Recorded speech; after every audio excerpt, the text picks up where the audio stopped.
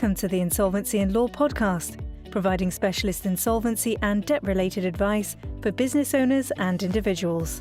For more information on debt recovery, business restructuring, and personal and corporate insolvency, visit our website www.insolvencyandlaw.co.uk or call us now on 020 7504 1300.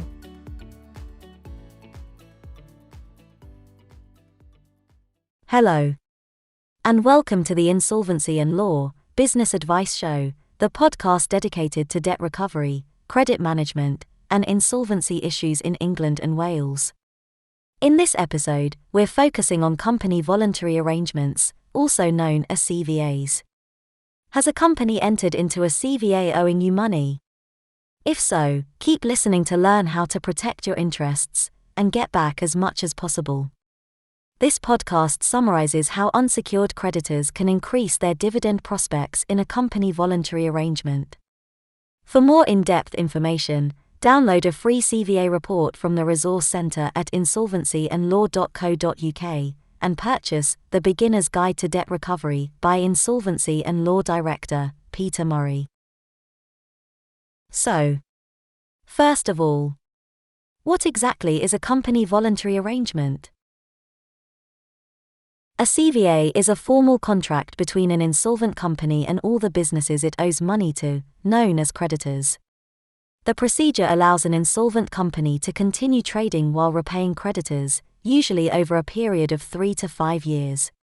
Most people who find themselves creditors in a CVA assume the best outcome is for the insolvent company to be placed into liquidation and all its assets sold to repay creditors. But that's not always the best option, because creditors in a CVA usually receive greater dividends than creditors in liquidation.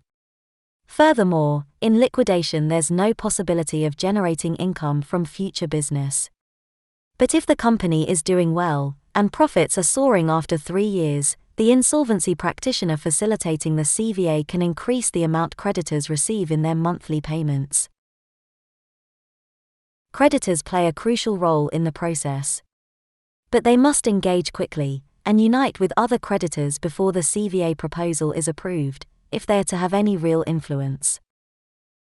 Okay. So let's go back to the very beginning. How does an insolvent company end up in a CVA? The process begins when a director of the company seeks out and hires an insolvency practitioner, also known as an IP, who will put together a CVA proposal. In CVAs, the IP is known as a nominee. Nominees take around 2 to 4 weeks to prepare a proposal, which normally includes financial data, a synopsis of the company's trading history, information about directors, creditors, shareholders, and employees, and 3 to 5 year restructuring projections, explaining how the company will become profitable and pay into the CVA each month. For the proposal to be approved, a group of creditors who are owed at least 75% of the debt must vote in favor. They can do this via email, virtual meetings, or some other correspondence. Friends and relatives of the directors who've lent money to the company are called connected creditors. After connected creditors are removed from the equation, 50% of the remaining creditors must be in favor for a CVA proposal to be approved. If the proposal is approved, the nominee becomes the supervisor, and they will usually facilitate the CVA without any oversight. This is because too few creditors know their rights, or understand their real power lies in bonding with other creditors, to form one large group. For a CVA proposal to be approved, 75% of creditors must vote in favor. This means that to either block the CVA, or push through changes to the proposal, a coalition comprising at least 26% of creditors must be formed. It's important to understand that creditors effectively pay the IP's fees, because the money used to remunerate nominees and supervisors would otherwise be given to creditors. Unfortunately, most creditors overlook how an IP's fees can spiral over time. To avoid this happening, you should never automatically accept the director's choice of supervisor, or their CVA proposal.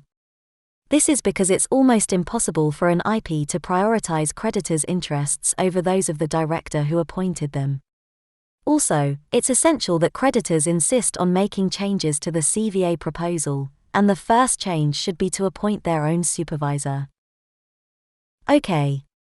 So, let's imagine the CVA is approved, and everything runs smoothly, until month 24, when the company starts experiencing financial problems, and stops paying creditors. What happens then? Under these circumstances, the contract would cease, because a CVA is deemed to have failed once the company falls into more than 2 months' arrears on its contributions to creditors. Sadly, we're coming to the end of this episode.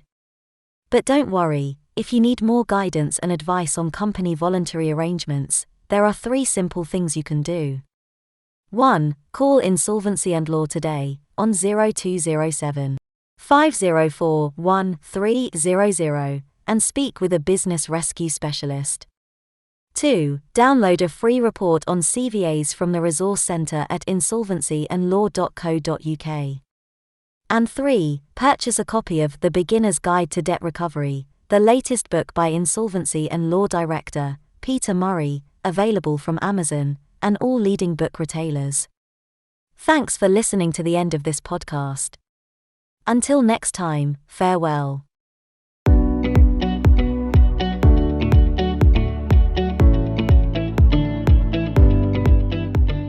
Thank you for listening to the Insolvency and Law podcast.